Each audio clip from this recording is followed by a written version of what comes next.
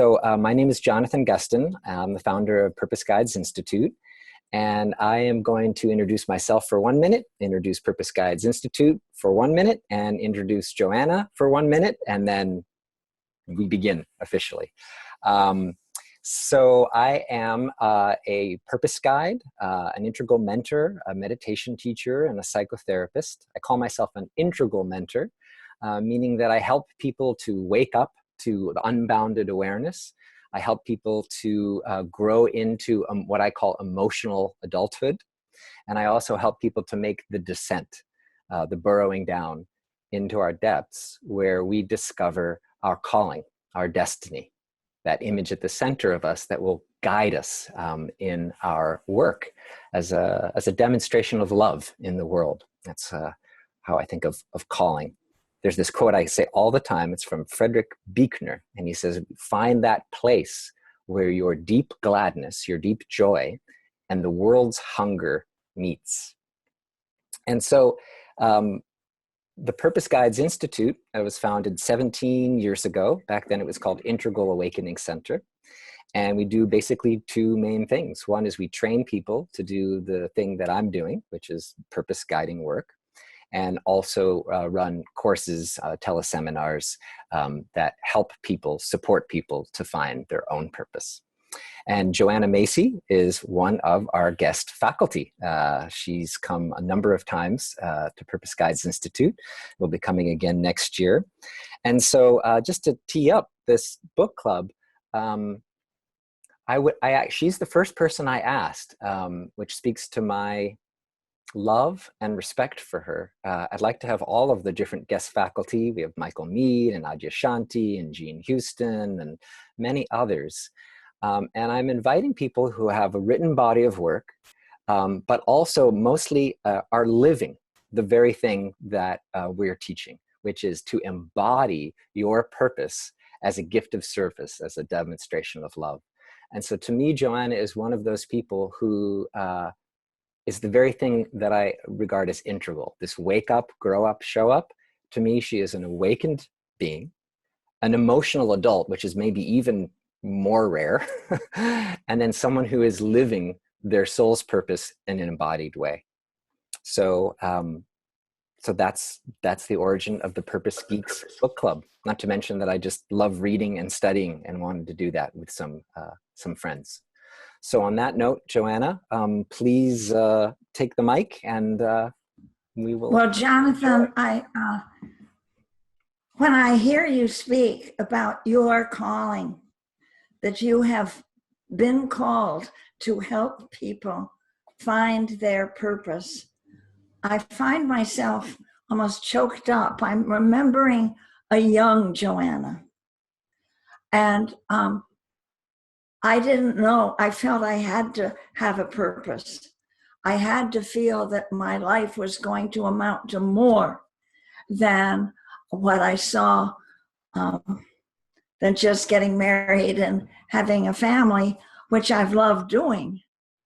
But I felt since a child so thin-skinned about the world itself, and so called by, I don't know, when I went to a French school and I read about Joan of Arc. Oh, I wanted to be seized by something that felt bigger, to play on a bigger, more at stake than if than being a happy lady. And so that it led to feelings of fear that I wouldn't find a calling, and that you are coming along at this point to help people meet that need and to coach them and how they can help others moves me hugely. Well, dear friends, and all of you that I cannot see, I chose this book, Active Hope, How to Face the Mess We're In Without Going Crazy. So I am thrilled to be taking this journey with you, and it feels like a journey.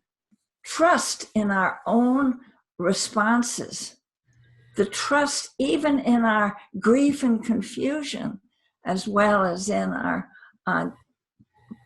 moments of joy and mad delight. The sense that there's a reason that we're born into this world at this time. This journey has this, it's sort of like the plot line of the work. And it follows a path. And the path is, it curves. It curves like a planet in orbit, or like a feedback loop. And we go around the curve, the magic circle, and we call it the spiral. And it has a beginning. And the beginning we can find at any moment, in an encounter, in a day, in a moment of distress, or beginning a project. And so we begin, and we'll begin each time, as we will begin any project, with being glad to be here.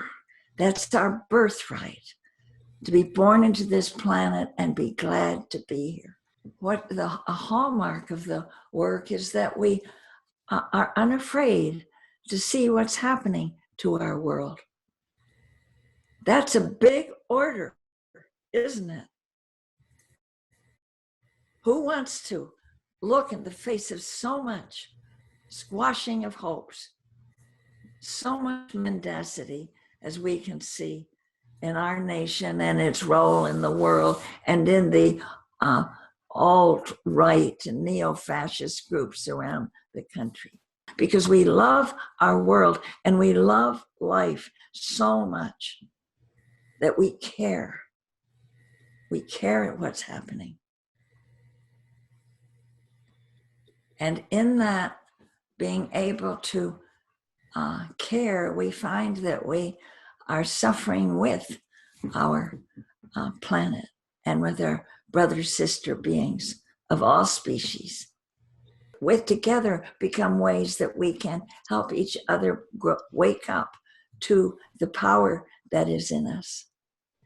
But it's always in companionship, isn't it? And I said, I want to learn this. I want to learn how you can make a life that is centered on being at home in a living world. I could see the different stones. They were very clear. And so the image came. Oh, that's what I want to be. I just want to be one part, just one little element in a bridge to bring us together in this world, East and West. In your case, is that in your case, is that image? So in purpose guiding work, there's sometimes this notion that we're born sort of at a soul level with an image that is like a generative, wellspring of our calling. For me, it was whole person midwifery. I'm wondering if that stone bridge continues to be like a source of inspiration, a source of destiny and calling for you. And it's okay if it isn't. I'm just curious if it worked like that in your case. Wait, thank you for that. Because it's changed. Please. It's still there. It's still there. But what it's joining is different. I love that bridge because it's sturdy. But it's not so much between East and West, or between Buddhism and Western science, but it's between now and the future ones. Beautiful. The fear isn't the last word in your life, because why?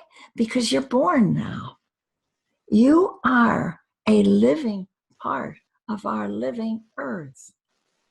And science in our time, that holographic view of reality, says you are not only part of the whole, but the whole is within the part. All of life is inside you. And I want to invite you to engage in the book. There's one thing to read, but I think study, true study, is a lost art where you read with your body, you read with your pores. In this book, there are these wonderful exercises. Like, I just flipped this open to page 44. The practice there is, it says, a gratitude practice. On the next 2 pages above that is ponder point. 2 pages after that is try this, open sentences on gratitude. So I invite you not to just read it, but to work with it, to be with it, to be intimate with it. And I think the thing that I really want to emphasize is that we come together as community. Today was a very big group, but we'll obviously a much more intimate group for the actual book club. And each meeting will be 2 hours long. So we'll get 4 hours with Joanna. And there's a couple of bonuses. One is an interview I did with Joanna as part of when she was faculty this past year and 2 years ago. So you'll have access to that. There'll be a couple of 1 hour bonus meetings with me, bringing the purpose work and what we're learning in active hope together. So there's that integration. Oh, good. Yeah. And you're welcome to come. What hope is. Hope is not something that you can have. And not to be, it doesn't matter whether you feel hopeful or hopeless. Hope in this, what came forward so clearly in writing this book with Chris, was to see that hope is not something you have, it's something you do. It's a verb. But hope is where you want to put your life, what you choose. What do you want to get behind? Yeah. And every one of us can choose what we want to give our life to.